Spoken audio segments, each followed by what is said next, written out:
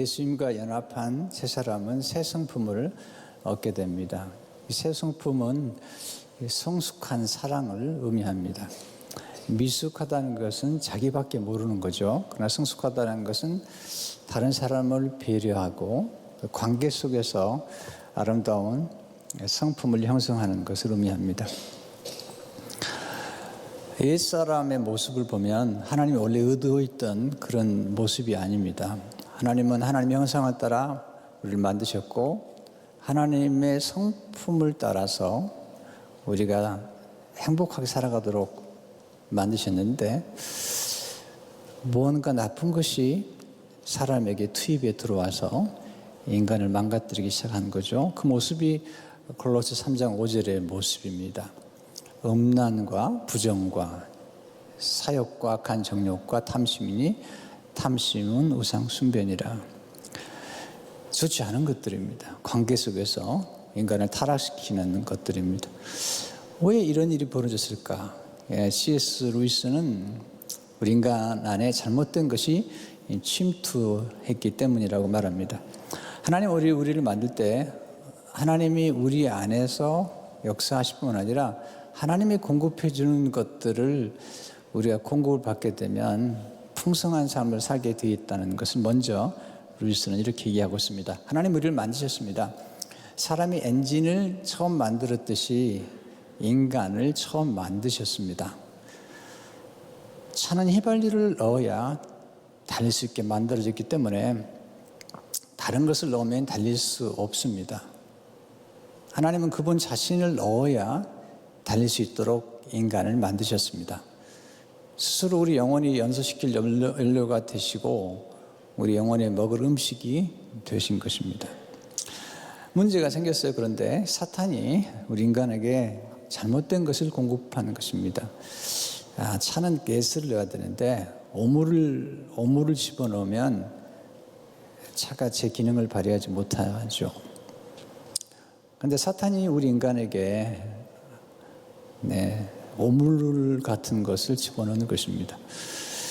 그런데 그것이 굉장한 에너지로 보이는 거예요. 그런데 마지막 하면 반드시 문제를 일으키는 것입니다. 루이스는 이렇게 말합니다. 인간은 엄청난 에너지를 썼습니다. 여러 문명을 건설했습니다. 훌륭한 제도를 고안했습니다. 그러나 매번 무언가가 잘못되었습니다. 언제나 몇 가지 치명적인 결함 때문에 이기적이고 잔인한 인간들이 우두머리가 되었고 모든 것을 비참한 파멸로 몰고 갔습니다. 사실상 이 기계는 망가졌습니다. 출발은 잘한 것 같았고 처음 얼마간은 제대로 나가는 것 같았지만 고장나 버렸습니다. 인간은 잘못된 연료를 넣고 달리려 하고 있습니다. 이것이 바로 사탄이 지금껏 우리에게 해온 짓입니다. 사탄은 더럽고 음란한 영이죠. 그게 죄와 쾌락을 약속하지만 인간을 망가뜨릴 것입니다. 굉장한 에너지를 주는 것 같지만 마지막 우리를 파멸로 몰아가는 것을 보게 됩니다. 인간의 망가진 인간을 회복하기 위해서 하나님께서 이 땅에 하나님의 아들을 보내셔서 하나님의 침투, 사탄이 침투한 것처럼 하나님이 우리에게 침투해 오신 것이죠. 그래서 원래 우리에게 필요한 연료, 하나님이라는 성령의 기름 부으심을 부어주기 위해서 오셔서 우리에게 새로운 성품을 형성시켜 주시는 것입니다.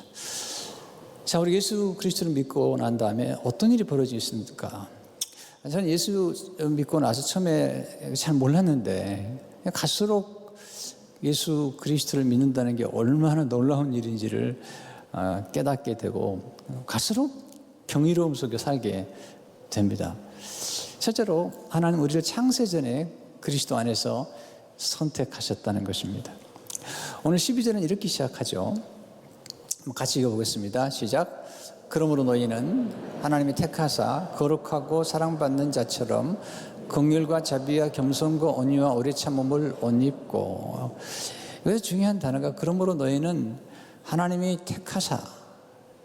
택하셨다는 것입니다. 우리가 하나님을 선택한 게 아닙니다. 우리 스스로가 선택했던 길은 하나님을 멀리 떠난 길인데 하나님의 은혜로 택함을 받은 것입니다. 선택이란 뽑힌 것입니다. 많은 사람들 가운데 뽑힌 것입니다. 이게 은혜라는 것입니다. 히브리 노예들을 형편없잖아요. 그런데 하나님이 선택하셔서 그들을 거룩한 백성이라고 말씀하신 거예요. 신명기 7장 7을 보게 되면 너는 여호와 내 하나님의 성민이라. 성민이란 말은 거룩한 백성이라는 거죠. 내 하나님 여호와께서 지상 만민 중에서 너를 자기 백성, 자기 기업의 백성으로 택하셨다. 보배로운 소유로 택하셨다고 말씀하셨는데요. 이게 뽑힌 것입니다. 이런 논쟁들을 가끔 하는 분들이 계세요. 하나님은 어떤 사람을 선택하고 어떤 사람을 선택하지 않은 것인지 이렇게 선택의 교리에 대해서 논증을 하는 분들 계신데 이제 토론을.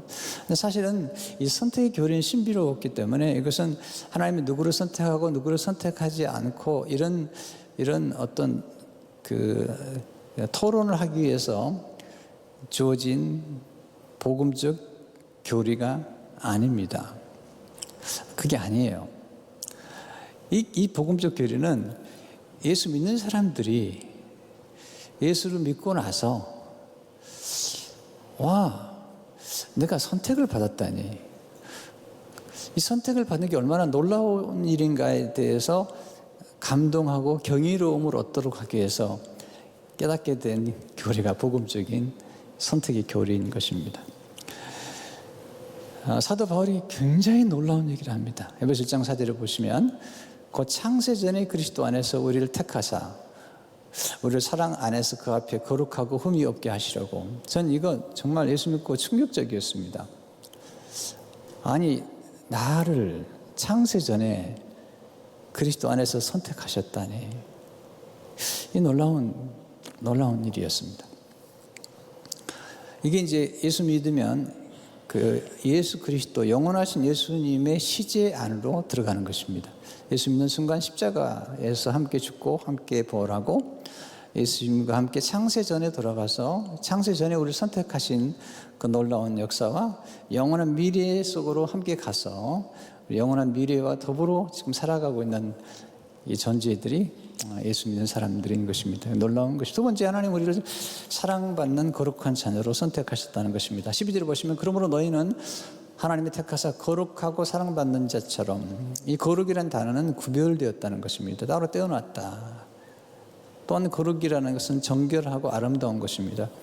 더러운 것, 음란한 것, 부패한 것은 우리가 아름답다고 하지 않습니다. 근데 여기 놀라운 은혜가 있는데 하나님 우리를 거룩하기 때문에 선택한 것이 아니고 하나님의 선택을 받았기 때문에 거룩하게 된 것입니다. 이것이 제가 깨달은 은혜입니다. 우리가 거룩하기 때문에 하나님의 선택을 받은 것이 아닙니다. 하나님의 선택을 받은 까닭에 거룩한 백성이 된 것입니다. 히브리 노예들이 하나님 원망하고 불평했지만 선택하셨기 때문에 그들이 성민이 된 것처럼 우리도 마찬가지입니다. 그러나 그 다음이 더 중요합니다. 하나님은 거룩한 백성으로 선택하신 후에 자기 백성을 거룩하게 만들어 가시는 것입니다. 우리는 지금 거룩한 백성으로 선택을 받았을 뿐만 아니라 거룩한 백성으로 아름답게 만들어져 가고 있다는 것입니다. 부정하거나 더럽고 음란한 백성이 아니라 정결하고 거룩한 백성으로 만들어져 가고 있는 중인 것입니다. 특별히 하나님의 사랑받는 자녀가 된 것입니다. 하나님 아버지가 제일 사랑하는 아들이 있다면 예수님이시죠. 예수님께서 세례를 받고 올라오실 때 하늘에서 음성이 들립니다. 마태복음 3장 17절을 보게 되면 이런 내 사랑하는 아들이요 내 기뻐하는 자라 하시니라. 굉장히 중요한 음성입니다. 왜냐하면 이 음성을 들으시고 바로 마귀에게 유혹 시험을 받으러 광야로 가셔서 마귀가 계속 유혹하는 단어가 무슨 단어인지 아십니까? 마태복음 4장 3절 6절에 보면 내가 만일 하나님의 아들이었든. 이게 굉장히 중요한, 마귀는 항상 그렇게 공격하는 것입니다. 내가 만일 하나님의 아들이면 어떻게 배가 고플 수 있겠느냐? 내가 만일 하나님의 아들이라면 어떻게 가난할 수 있겠느냐? 내가 만일 하나님의 아들이라면 어떻게 고난이 있겠는가? 이런 이제 도전을 하는 것이죠. 근데 이 하나님의 음성이 한 번 더 예수님께 들리는데 마태복음 17장 5절을 보게 되면 이런 내 사랑 아들이여 내 기뻐하는 자니 너희는 그의 말을 들으라 하는지라. 근데 이 음성이 왜 중요하냐면 이 음성을 들으신 후에 십자가에 가서 고난을 받으시기 때문입니다. 이런 질문을 할 수 있죠. 하나님의 자녀라면 고난이 없을 거라는 그 유혹이죠. 십자가 없는 부활, 고난 없는 영광, 고통 없는 환희를 선택하라는 것이 마귀의 유혹입니다. 그러나 이 고난의 신비 속에는 하나님이 고난을 받으시는, 그리고 하나님의 자녀로 하여금 고난을 받게 하셔서 더 영화롭게 만드시는 하나님의 역설적인 섭리가 있는 것입니다. 시편 34편 19절을 보게 되면 의인은 고난이 많으나 여호와께서 그의 모든 고난에서 건지시는도다. 하나님 우리를 굉장히 사랑스럽게 보시죠. 왜냐하면 예수님을 통해서 보시기 때문이에요. 여러분 예수 믿으면서 가끔 찾아온 예측할 수 없는 고난이나 질병이나 또는 실패나 이런 여러 가지 사건들을 맞이할 때마다 절대로 의심해서는 안 될 것이 있습니다. 하나님의 사랑입니다. 그건 절대로 의심해서는 안 됩니다. 그래서 바울이 로마서 8장 38절 39절에서 이렇게 외치잖아요. 내가 확신하노니 사망이나 생명이나 천사들이나 권세자들이나 현재일이나 장래일이나 능력이나 높음이나 깊음이나 다른 어떤 피조물이라도 우리를 우리 주 그리스도 예수 안에 있는 하나님의 사랑에서 끊을 수 없으리라. 하나님을 선택하셨어요. 선택하시기 위해서는 반드시 몇 가지 과정을 거치는데 우리를 축복하기 위해서 선택하셨어요. 신령한 축복을 주시려고, 또 우리에게 축복하신 이유 중에 하나는 사명을 감당하기 위해서, 또 하나는 축복의 통로가 되기 위해서. 그런데 이런 과정에서 하나님 우리에게 허락하시는 것 중에 하나가 고난이라는 것입니다. 근데 우리를 선택하신 다음에 하나님께서 하신 게 뭐냐면 하나님이 성령님을 통해서 도장을 찍어주신 겁니다.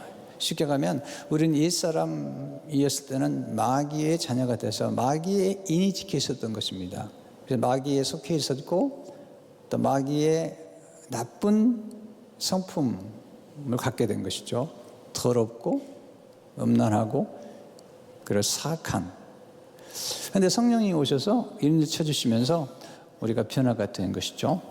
에베소 1장 13절을 보게 되면 그 안에서 또한 너희도 진리의 말씀 곧 너희의 구원의 복음을 듣고 그 안에서 또한 믿어 약속의 성령으로 인치심을 받았으니, 이게 굉장히 중요한 진리의 말씀인데요. 성령이 인을 치셨다라는 뜻은 세 가지 의미를 가지고 있습니다. 첫째는 하나님의 소유를 의미하죠. 하나님의 소유가 되었다. 마귀의 소유가 아닙니다. 우리는 하나님의 소유가 되었죠. 자, 소유가 되었다는 것은 하나님이 모든 관심을 가지고 계시다는 겁니다. 우리는 자기 것에 관심이 많은 것처럼 또 자기 자녀에게 관심이 많은 것처럼 하나님도 마찬가지죠. 하나님이 인쳐서 하나님 거라고 얘기하는 것에 대해서는 굉장한 관심을 가지고, 또 하나님의 소속을 의미하죠. 우리는 하나님께 속해 있다. 또 하나는 하나님의 보호, 하나님께서 하나님의 것을 보호하시는 겁니다. 요한복음 10장 29절에 보면 그들을 주신 내 아버지는 만물보다 크시며 아무도 아버지 손에서 빼앗을 수 없느니라. 이번에 우리가 성경 암송 세미나 시편 121편을 암송했는데 하나님 우리를 지키시는 자라. 네, 계속 우리가 암송을 많이 했어요. 하나님 우리를 지키시는 분이시다. 세 번째, 하나님 우리에게 새 성품을 입혀주신 것입니다. 그런데 새로운 성품은 어떻게 주어지냐면 먼저 새로운 하나님의 지식, 곧 하나님의 성품은 하나님을 아는 지식에서 오는 것입니다. 자, 우리가 마귀를 알게 되면 마귀가 가지고 있는 나쁜 성품들을 알게 되죠. 그러나 하나님은 하나님의 성품을 따라 움직이시는 분이죠. 그래서 그 지식이 중요한 거예요. 굉장히 새로운 지식이 필요한데요. 고린도서 3장 10절에 오게 되면 새 사람을 입었으니 이는 자기를 창조하신 이 형상을 따라 지식에까지 새롭게 하심을 입은 자되나. 우리가 이제 성숙해가는 과정에서 첫째로 하나님을 아는 지식을 통해 변화와 성숙을 이루도록 해야 됩니다. 많은 분들이 교회를 다니지만 정말 안타까운 부분은 하나님을 아는 지식이 너무 어린아이 수준에 머물고 있다는 거예요. 네, 하나님을 잘 모르는 거죠. 믿는데 잘 모르는 거죠. 깊이 생각하셔야 됩니다. 그리고 배우셔야 됩니다. 성경을 통해서 또 설교를 통해서 책을 통해서 베드로서 3장 18절을 보게 되면 오직 우리 주 곧 구주 예수 그리스도의 은혜와 그를 아는 지식에서 자라가라. 이 두 가지가 중요한데 예수님 아는 은혜와 그를 아는 지식에서 자라가는 것입니다. 제가 이제 성도님들을 섬기면서 하는 가장 중요한 일은 성도 여러분들이 생각하는 그리스도인이 되게 만드는 것입니다. 여러분의 지성이 새롭게 태어나고 또 잠자는 지성이 여러분들을 다시 한번 깨워나도록. 가끔 우리는 이제 착한 것을 굉장히 강조하지만 착한 것만 강조해서는 안 됩니다. 착하기 때문에 어리석은 것은 하나님 기뻐하지 않습니다. C.S. 루이스의 말을 제가 조금 인용하겠습니다. 그리스도가 어린아이 같이 되지 않으면 하나님 나라에 갈 수 없다고 말씀하셨다고 해서 착하기만 하면 어리석어도 괜찮다고 생각하는 그리스도인들이 많습니다. 그러나 이것은 오해입니다. 그리스도는 지성의 영역에서 아이처럼 되라고 하신 것이 아닙니다. 그리스도는 우리에게 비둘기처럼 순결할 뿐 아니라 뱀처럼 지혜로우라고 하셨습니다. 그래서 우리는 이 지적인 면에서 게을러서는 안 됩니다. 아담과 하와의 범죄는 하나님의 말씀을 사탄의 이 유혹의 그 말과 정확하게 비교해 보지 않은 것입니다. 지성을 사용하지 않았던 스카펙의 말에 의하면 생각의 게으름 때문에 온 것입니다. 그래서 스카펙은 인간의 원죄를 생각의 게으름이라고 얘기했어요. 충격적인 표현이었습니다. 루이스는 이렇게 말합니다. 하나님은 이해력이 아주 부족한 사람들도 다 품으십니다. 그러나 또한 모든 사람이 자기가 가진 그 이해력을 사용하기 바라십니다. 하나님은 게으름뱅이를 좋아하지 않으시지만 그 다음에 중요한 단어가 나와요. 지적인 면에서 게으른 사람은 더더욱 좋아하지 않으십니다. 달란트 비유만 하면 한 달란트 받은 사람에게 책망하죠. 악하고 게으른 종아. 그가 왜 게으르냐면 하나님에 대한 지식에 게으른 거죠. 여러분 생각해야 됩니다. 그리고 지성이 개발돼야 돼요. 두 번째, 하나님은 새 성품을 통해 우리가 행복을 누리기를 원하십니다. 행복 가운데는 유통기한이 좀 짧은 게 있잖아요. 우리가 땅에 살면서 돈이 필요하죠. 어떤 분은 돈이 필요 없다고 그러는데 그렇지는 않은 것 같아요. 돈이 약하다. 그건 그럴 것도 아닌 것 같아요. 돈은 중성이죠.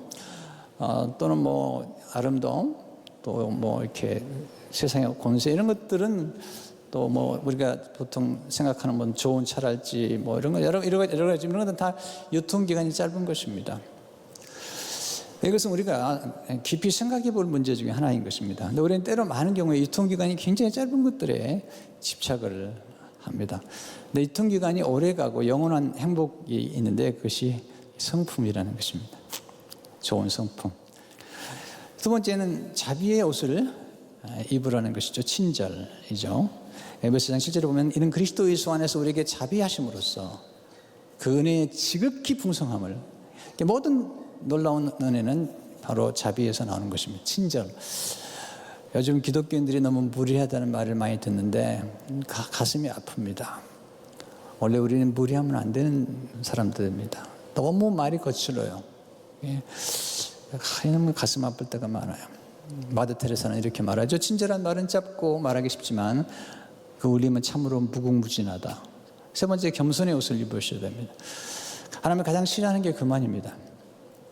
하나님이 우리에게 놀라운 약속을 주셨는데 겸손한 자에게 반드시 은혜를 베푸시겠다는 약속입니다. 야고보서 4장 6절을 보게 되면 그러나 더 큰 은혜를 주시나니 그러므로 일렀을 때 하나님이 교만한 자를 물리치시고 겸손한 자에게 은혜를 주신다 하였느니라.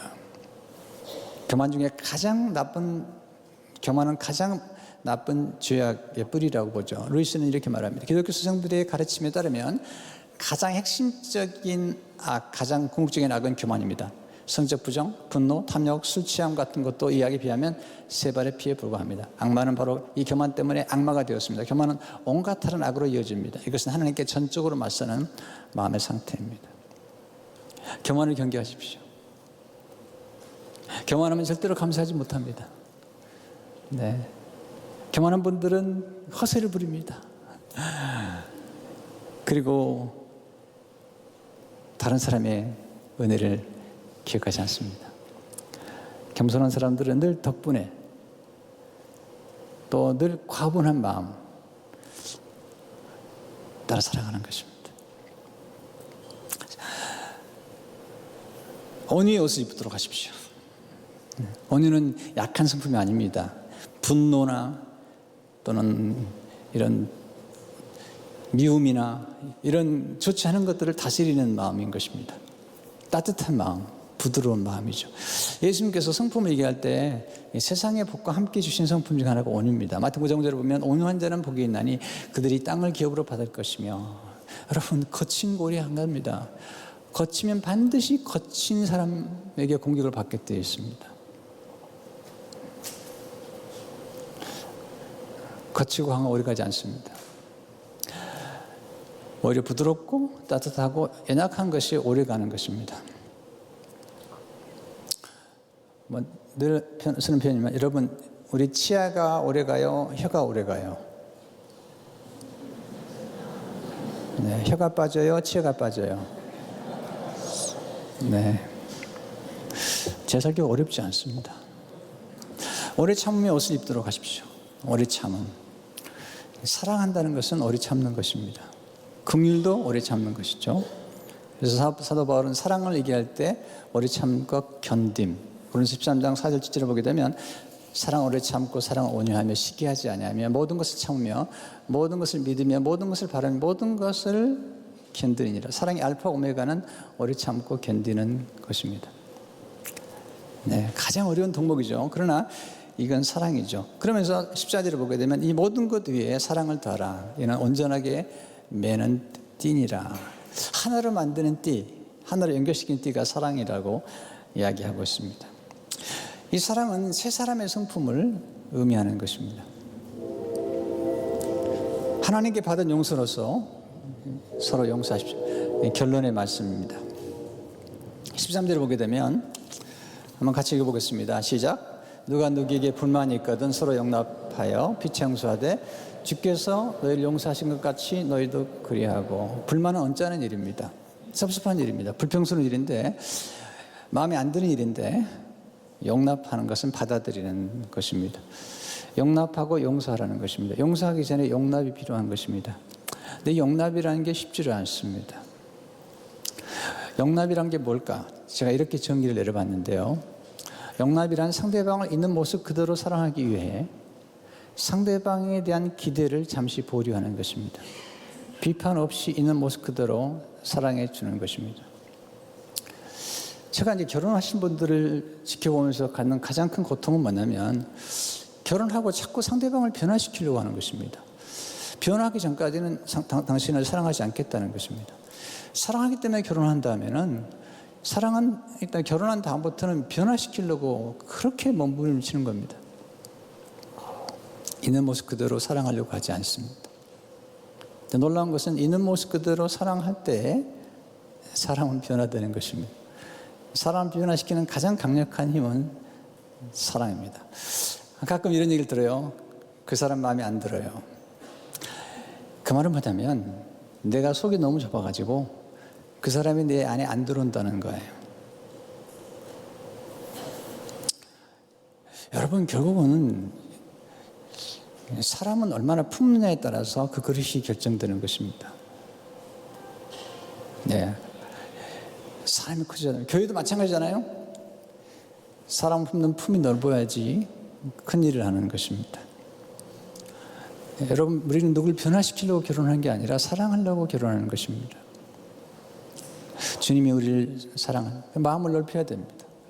품어야 됩니다. 여러분, 고래는 옹달샘에서 죽습니다. 바다에서 삽니다. 마찬가지죠. 하나님 우리를 부르실 때에 사자처럼 고리와 같은 인물로 만드셨기 때문에 하나님 품이 없습니다. 그래서 바울이 고린도서 10장 13절에 이렇게 고면하잖아요. 내가 너에게 말하듯 하노니 보답하는 것으로 너희도 마음을 넓히라. 남 잘 되면 좀 칭찬해 주세요. 속이 좁으면 절대로 안 됩니다. 차는 구정물을 넣으면 가지 않습니다. 가스를 넣어야 됩니다. 사람은 하나님의 성령의 부으심, 하나님의 생수의 역사하심, 하나님의 말씀이 우리 안에 들어올 때 제대로 기능을 발휘하면서 하나님의 성품을 따라 살게 되어 있습니다. 여러분, 그래서 날마다 우리가 차에 가스를 정기적으로 하나님의 말씀과 성령의 기름 부으심과 생수 그리고 예수님의 보혈의 음료를 먹을 때 우리는 계속해서 정화될 뿐만 아니라 아름다운 성품으로 변화되는 것입니다. 그런 은혜가 있기를 축원합니다.